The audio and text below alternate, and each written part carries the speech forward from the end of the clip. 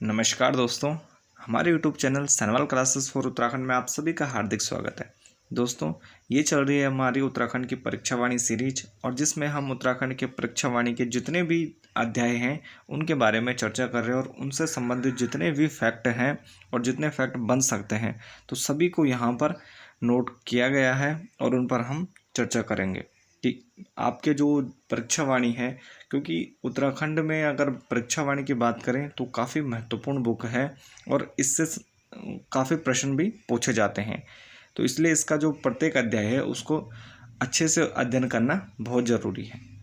तो आइए प्रारंभ करते हैं आज के इस वीडियो को। उत्तराखंड प्रमुख व्यक्तित्व, तो ये चल रहा है हमारा अध्याय 19 चल रहा है इसमें, और इसमें हमने स्वतंत्रता सेनानी और कुछ राजनीतिक के बारे में इसलिए पिछली वीडियो में हमने चर्चा की थी। तो आज के जो प्रमुख व्यक्ति हैं उन पर चर्चा कर लेते हैं। पहला है महावीर त्यागी, और महावीर त्यागी को कहा जाता है देहरादून का सुल्तान। क्या कहा जाता है? देहरादून का सुल्तान कहा जाता है, और ये काफ़ी इम्पोर्टेंट है, आपको ध्यान रखना है। महावीर त्यागी को क्या कहा जाता है? इनको कहा जाता है देहरादून का सुल्तान। और इनके जन्म की बात करें तो इनका जन्म कब होता है? 1899 ईस्वी में इनका जन्म होता है। प्राथमिक शिक्षा के बाद ये क्या हो जाते हैं? फौज में शामिल होते हैं, आर्मी में शामिल हो जाते हैं। प्रथम विश्व युद्ध में ये कहाँ गए थे? ईरान गए थे, और कोर्ट मार्शल होकर क्या है, स्वतंत्रता आंदोलन में ये शामिल हो जाते हैं। प्रथम विश्व युद्ध में कहाँ जाते हैं? ईरान जाते हैं, और कोर्ट मार्शल होकर फिर क्या करते हैं? स्वतंत्रता आंदोलन में लग जाते हैं। और ये कुल 11 बार जेल गए, और 7.5 साल क्या है, जेल में ही इनके बीते। कुल क्या है, आंदोलनों के दौरान या कुल लगभग 11 बार जेल गए और 7.5 साल ये क्या है, जेल में ही रहे। अगर इनके राजनीतिक करियर की बात करें तो पॉलिटिकल करियर में 1938 और 46 में इन्होंने प्रांतीय काउंसिल के ये सदस्य बने, और 1923 से लगातार अखिल भारतीय कांग्रेस कमेटी के ये क्या है, सदस्य बने हुए हैं। 1923 से लगातार अखिल भारतीय कांग्रेस कमेटी के ये सदस्य रहे, और 1980 में क्या है, इनका निधन हो गया। कब हुआ? 1980 में इनका निधन हो जाता है। तो यहाँ से 2-3 चीज़ें हैं जो आपको ध्यान रखने। एक तो इन्हें देहरादून का सुल्तान कहा जाता है, और दूसरा कि ये कहाँ गए थे प्रथम विश्व युद्ध में कहाँ गए थे? ईरान गए थे। तो ये 2 इम्पोर्टेंट फैक्ट हैं, ये आपको ध्यान रखने हैं। नेक्स्ट क्वेश्चन है, या नेक्स्ट जो व्यक्तित्व है हमारा, सोबन सिंह जीना। और सोबन सिंह जीना को अंग्रेजों द्वारा दी गई थी, क्या दी गई थी? राय बहादुर की उपाधि। और राय बहादुर की उपाधि दी जाती थी जो क्या करते थे? उत्कृष्ट कार्य करते थे, या फिर जो अंग्रेज थे उनसे जिनके संबंध अच्छे होते थे उन्हीं को यह उपाधि दी जाती थी। तो इनका जन्म होता है 1909 ईस्वी, कुमाऊं में होता है। कहाँ होता है? कुमाऊं में होता है 1909 ईस्वी में। और कुमाऊं राजपूत परिषद का इनके द्वारा गठन किया जाता है। कुमाऊं राजपूत परिषद का गठन किसने किया था? तो सोबन सिंह जीना द्वारा किया गया था। कुमाऊं में भारतीय जनसंघ के संस्थापक सदस्यों में भी क्या थे? उनमें से एक है। भारतीय जनसंघ के संस्थापक सदस्यों में क्या थे? सोबन सिंह जीना प्रमुख थे। 1977 में वारामंडल से क्या है, चुनाव जीते। 1977 में इन्होंने वारामंडल से चुनाव जीता और पर्वतीय विकास मंत्री का पद क्या है, प्राप्त किया। पर्वतीय विकास मंत्री का पद क्या है, इन्होंने प्राप्त किया। और 1989 में इनका निधन हो जाता है, सोबन सिंह जीना, और इनको राय बहादुर की उपाधि भी प्राप्त थी। नेक्स्ट क्वेश्चन है, या नेक्स्ट व्यक्तित्व है श्रीधर किमोठी, और इनको आज़ाद भी कहा जाता है। श्रीधर किमोठी आज़ाद। इनके जन्म की बात करें तो इनका जन्म होता है 1919 ईस्वी, चमोली के चंद्रशिला भिकोन गांव में। कहाँ होता है? चंद्रशिला भिकोन गांव में। और स्वतंत्रता आंदोलन में ये क्या है, कई बार क्या है, जेल जाते हैं। स्वतंत्रता आंदोलन के दौरान या कई बार जेल जाते हैं, और इनका जो निधन है वह हो जाता है 2005 ईस्वी में। कब होता है? 2005। नेक्स्ट व्यक्तित्व है परिपूर्णानंद पैनुली। कौन है? परिपूर्णानंद पैनुली। परिपूर्णानंद पैनुली की बात की जाए तो टिहरी रियासत के भारत विलीनीकरण पत्र पर हस्ताक्षर करने वाले जो 3 प्रतिनिधि थे उनमें से एक हैं। कौन है? परिपूर्णानंद पैनुली। इनके जन्म की बात करें तो 1924 में होल गांव टिहरी में इनका जन्म होता है। भारत छोड़ो आंदोलन के दौरान ये क्या है 6 वर्ष क्या रहते हैं कैद में रहते हैं, जब 1942 में भारत छोड़ो आंदोलन चलाया गया था। और मुक्त होने पर एक क्या करते हैं टिहरी राज्य प्रजामंडल में शामिल हो जाते हैं। और मुक्त होने पर क्या करते हैं, जैसे ही जेल से छोड़ते हैं तो टिहरी राज्य प्रजामंडल में शामिल हो जाते हैं। 1946 ईस्वी में टिहरी रियासत द्वारा इन्हें 1 साल 6 माह की क्या दी जाती है कैद दी जाती है, क्योंकि लगातार जो राजशाही थी उसके विरुद्ध क्या है संघर्ष कर रहे थे। फिर ये क्या हो जाते हैं, जब इनको कैद दी जाती है तो ये फरार होकर रामेश्वर शर्मा के नाम से दिल्ली में क्या करते हैं क्रांतिकारी गतिविधियों में शामिल हो जाते हैं। अपना नाम परिवर्तित कर देते हैं, रामेश्वर शर्मा के नाम से क्या क्या करते हैं दिल्ली में क्रांतिकारी गतिविधियों में शामिल हो जाते हैं। इसके बाद 1977 में पूर्व राजा मानवेंद्र शाह को हराकर क्या है ये सांसद बनते हैं 1977 में। और इनकी महत्वपूर्ण जो पुस्तकें हैं देसी राज्य और जन आंदोलन, देसी राज्य और जन आंदोलन, नेपाल का पुनर्जागरण, संसद और संसदीय प्रक्रिया, तो ये इनकी क्या है प्रमुख महत्वपूर्ण पुस्तकें हैं। देसी राज्य और जन आंदोलन, नेपाल का पुनर्जागरण, संसद और संसदीय प्रक्रियाएं। उत्तर प्रदेश में हरिजन सेवक संघ के सचिव के तौर पर 1950 के दशक में हरिजनों को 4 धामों में इन्होंने प्रवेश दिलवाया था। 1950 में क्या थे हरिजन सेवक संघ के क्या थे सचिव थे। तो इस दौरान इन्होंने क्या करा, जो 4 धाम हैं उसमें इन्होंने हरिजनों को प्रवेश दिलवाया था। 1996 में भारतीय दलित साहित्य अकादमी द्वारा 1996 में भारतीय दलित साहित्य अकादमी द्वारा इन्हें डॉक्टर अंबेडकर अवार्ड से सम्मानित किया गया। कब किया गया 1996 में, और डॉक्टर अंबेडकर अवार्ड से इन्हें सम्मानित किया गया। नेक्स्ट डॉक्टर भक्त दर्शन। भक्त दर्शन द्वारा क्या किया गया, जाति सूचक शब्द हटा दिए गए, यानी अपने नाम के आगे जो जाति सूचक शब्द होते हैं वो इन्होंने हटा दिए थे, सिर्फ केवल क्या नाम अपना नाम क्या रखा भक्त दर्शन रखा। जन्म 12 फरवरी 1912 ईस्वी, और पौड़ी के भौराड़ गांव में इनका क्या होता है जन्म होता है 12 फरवरी 1912 को। 14 वर्षीय भक्त दर्शन द्वारा 14 जनवरी 1921 में कुली बेगार आंदोलन से प्रभावित होकर जीवन भर खादी पहनने का इन्होंने व्रत लिया था।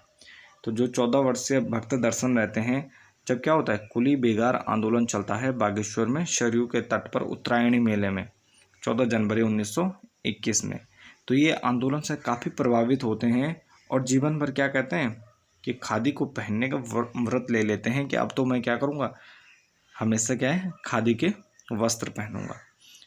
इसके बाद 1939 ईस्वी में भैरव दत्त धूलिया के साथ क्या करते हैं 1939 में भैरव दत्त धूलिया के साथ क्या करते हैं लैंसडाउन से कर्म भूमि नामक क्या है पत्र का संपादन करते हैं। ये महत्वपूर्ण है कि कर्म भूमि नामक पत्र का संपादन करते हैं लैंसडाउन पौड़ी से, और यह पत्र क्या था साप्ताहिक था 1939 ईस्वी में। और किसके साथ भैरव दत्त धूलिया के साथ मिलकर ये क्या करते हैं कर्म भूमि नामक पत्र का संपादन करते हैं। और 4 बार यह गढ़वाल से क्या है सांसद रहे, कानपुर विश्वविद्यालय के कुलपति व उत्तर प्रदेश हिंदी संस्थान के क्या है उपाध्यक्ष भी रहे। कानपुर विश्वविद्यालय के कुलपति और उत्तर प्रदेश हिंदी संस्थान के ये उपाध्यक्ष भी रहे। इनकी प्रमुख पुस्तकों की बात की जाए तो इनकी प्रमुख जो पुस्तकें हैं गढ़वाल की दिवंगत विभूतियाँ। ये प्रश्न यूके ट्रिपल द्वारा पूछा जा चुका है कि गढ़वाल की दिवंगत विभूतियाँ नामक पुस्तक किसकी है, तो किसकी है डॉक्टर भक्त दर्शन की। दूसरी सुमन स्मृति ग्रंथ, कलाविद मुकुंदी लाल बैरिस्टर स्मृति ग्रंथ और स्वामी रामतीर्थ स्मृति ग्रंथ क्या है इनकी प्रमुख पुस्तकें हैं। तो ये आपको ध्यान रखनी है, ये काफ़ी इम्पोर्टेंट है। नेक्स्ट है सिरदेव सुमन। सिरदेव सुमन का जन्म होता है मई 1916 में जौलगांव टिहरी में, मई 1916 जौलगांव टिहरी में। और हिंदू नेशनल कॉलेज में ये क्या करते हैं अध्यापन का कार्य करते हैं और साथ में कई डिग्रियां लेते हैं। 1930 में 14 वर्ष की आयु में नमक सत्याग्रह में इन्होंने भाग लिया। 1930 में सविनय अवज्ञा जो आंदोलन चल रहा था, तो उसमें जो नमक सत्याग्रह था उसमें ये भाग लेते हैं और इन्हें 15 दिन की जेल हो जाती है। कितने वर्ष में? 14 वर्ष की आयु में। 1938 में श्रीनगर में आयोजित राजनीतिक सम्मेलन में नेहरू, विजयलक्ष्मी पंडित और आदि नेताओं द्वारा प्रतिभाग किया गया। 1938 में श्रीनगर में क्या होता है? श्रीनगर गढ़वाल में एक विशेष सम्मेलन आयोजित किया जाता है कांग्रेस का, और इसमें नेहरू, विजयलक्ष्मी पंडित क्या हैं? आदि नेता प्रतिभाग करते हैं। तो इसमें श्रीदेव सुमन ने इसमें कहा था कि यदि गंगा हमारी माता होकर भी हमें क्या करती है? आपस में मिलने की बजाय 2 हिस्सों में बांटती है, तो हम गंगा को ही काट देंगे। यदि गंगा हमारी माता होकर भी हमें आपस में मिलने की बजाय क्या करती है? बांटती है, तो हम गंगा को ही काट देंगे। तो ये वक्तव्य दिया था श्रीदेव सुमन ने इस राजनीतिक सम्मेलन में 1938 में। 23 जनवरी 1939 को देहरादून में की जाती है प्रजामंडल की स्थापना। 23 जनवरी 1939 को टेहरी में प्रजामंडल की स्थापना की जाती है और इसमें मुख्य भूमिका सुमन की रहती है। फरवरी 1939 में पंडित नेहरू की अध्यक्षता में लुधियाना, पंजाब में आयोजित अखिल भारतीय देशी राज्य लोक परिषद के अधिवेशन में श्रीदेव सुमन द्वारा प्रजामंडल के प्रतिनिधि के रूप में क्या लिया जाता है? भाग लिया जाता है। 1939 में स्थापना हो जाती है और फरवरी 1939 में ही क्या है? पंडित नेहरू की अध्यक्षता में होता है लुधियाना, पंजाब में क्या होता है? अखिल भारतीय देशी राज्य लोक परिषद का क्या होता है? सम्मेलन होता है, और जिसमें श्रीदेव सुमन क्या करते हैं? प्रजामंडल की ओर से भाग लेते हैं। 1942 में प्रजामंडल की सफलता हेतु सेवाग्राम वर्धा में गांधी जी से मिले। 1942 में क्या है? प्रजामंडल की सफलता के लिए क्या करते हैं? सेवाग्राम वर्धा में गांधी जी से मिलते हैं, और वापस आने पर 30 दिसंबर 1943 को टिहरी कारागार में क्या है? इन्हें बंद किया जाता था, माफ़ी मांगने के लिए बाध्य किया जाता है, जिस पर सुमन जी कहते हैं कि तुम मुझे तोड़ सकते हो, मोड़ नहीं सकते। तो ये इनका प्रमुख कथन है, ये आपको ध्यान रखना है। जब उन्हें माफ़ी मांगने के लिए बाध्य किया जाता है, तो इस पर सुमन जी कहते हैं कि तुम मुझे तोड़ सकते हो लेकिन मोड़ नहीं सकते। इसके बाद 21 फरवरी 1944 को इन पर राजद्रोह का आरोप लगाया जाता है कि इन्होंने क्या किया है? राजद्रोह किया है, और इन्हें कैद किया जाता है। 29 फरवरी 1944 को जेल कर्मचारियों के दुर्व्यवहार के विरोध में ये अनशन व 3 मांगे रखते हैं। क्या करते हैं? जो जेल कर्मचारी रहते हैं, ये इनके साथ दुर्व्यवहार करते हैं, तो इसके खिलाफ क्या करते हैं? अनशन करते हैं और अपने 3 मांगे रखते हैं। एक तो प्रजामंडल को मान्यता दी जाए, दूसरा इन्हें पत्र व्यवहार की आज़ादी दी जाए, और तीसरा मुकदमा क्या है? उनका मुकदमा स्वयं राजा सुने। तो ये 3 मांगे रखते हैं, और 15 दिन में अगर जवाब नहीं मिला तो वो क्या करेंगे? आमरण अनशन करेंगे। और जब जवाब नहीं मिलता है तो फिर ये क्या करते हैं? 3 मई 1944 से सुमन द्वारा क्या किया जाता है? फिर आमरण अनशन किया जाता है। आमरण अनशन प्रारंभ कर देते हैं। आमरण अनशन का मतलब होता है कि पानी तक नहीं पीना, खाना पीना सब छोड़ देते हैं। 25 जुलाई 1944 को 84 दिन की भूख हड़ताल के पश्चात क्या हो जाते हैं? ये शहीद हो जाते हैं। 25 जुलाई 1944 लगातार क्या रहते हैं? 84 दिन तक भूखे रहते हैं, और 84 दिन की भूख हड़ताल के बाद क्या हो जाते हैं? शहीद हो जाते हैं। इनका प्रमुख कथन था कि मैं अपने प्राण दे दूंगा, किंतु टिहरी राज्य के नागरिक अधिकारों को सामंती शासन के पंजे से कुचलने नहीं दूंगा। कि मैं अपने प्राण त्याग दूंगा, किंतु टिहरी राज्य के नागरिक अधिकारों को सामंती शासन के पंजे से क्या नहीं करने दूंगा? कुचलने नहीं दूंगा। तो ये इनके प्रमुख वक्तव्य थे। हमारे नेक्स्ट जो प्रमुख व्यक्तित्व हैं, हेमवती नंदन बहुगुणा। और हेमवती नंदन बहुगुणा को कहा जाता है धरती पुत्र या हिमपुत्र भी इन्हें कहा जाता है। तो ये दोनों आपको याद रखने हैं। धरती पुत्र और हिमपुत्र क्या है? इनके उपनाम हैं। जन्म 25 अप्रैल 1919 25 अप्रैल 1919 में इनका जन्म होता है। कहाँ होता है? बुदानी गांव पौड़ी में इनका जन्म होता है। 25 अप्रैल 1919 को बुदानी गांव पौड़ी। इनकी उच्च शिक्षा होती है इलाहाबाद में, और 1957 में कांग्रेस से क्या है, विधानसभा चुनाव जीतते हैं। 1957 में ये कांग्रेस पार्टी से क्या करते हैं, विधानसभा चुनाव जीतते हैं और पंत जी की सरकार में क्या बनते हैं, संसदीय सचिव बनते हैं। क्या बनते हैं, संसदीय सचिव बनते हैं। 1972 में इलाहाबाद से ये क्या करते हैं, लोकसभा सांसद बनते हैं। 1972 में इलाहाबाद से लोकसभा सांसद बनते हैं। नवंबर 1973 में उत्तर प्रदेश के मुख्यमंत्री बने और नवंबर 1973 में ये क्या बनते हैं, उत्तर प्रदेश के मुख्यमंत्री बनते हैं। 75 में जब इमरजेंसी लगाई जाती है तो इंदिरा गांधी से इनके मनमुटाव हो जाते हैं और इस कारण ये क्या करते हैं, मुख्यमंत्री पद से त्याग कर देते हैं। 1979 में फिर यह लोकतांत्रिक समाजवादी पार्टी का गठन कर देते हैं, नई पार्टी बना देते हैं और 1982 में गढ़वाल सीट से विजय होते हैं और फिर क्या है, मंत्री बनते हैं। इन्हें मंत्री पद दिया जाता है 1982 में। 1984 में चरण सिंह के साथ दलित मजदूर किसान पार्टी का गठन कर इलाहाबाद से क्या करते हैं, संसदीय चुनाव में अमिताभ बच्चन से हार जाते हैं। इलाहाबाद से संसदीय चुनाव लड़ते हैं और अमिताभ से क्या करते हैं, हार जाते हैं। मुख्यमंत्री कार्यकाल में उत्तराखंड के लिए अलग से पर्वतीय विकास मंत्रालय की क्या की जाती है, स्थापना की जाती है। और इन्हीं के मुख्यमंत्री कार्यकाल, जब ये मुख्यमंत्री रहते हैं तो उत्तराखंड के लिए क्या किया जाता है, अलग से पर्वतीय विकास मंत्रालय की स्थापना की जाती है।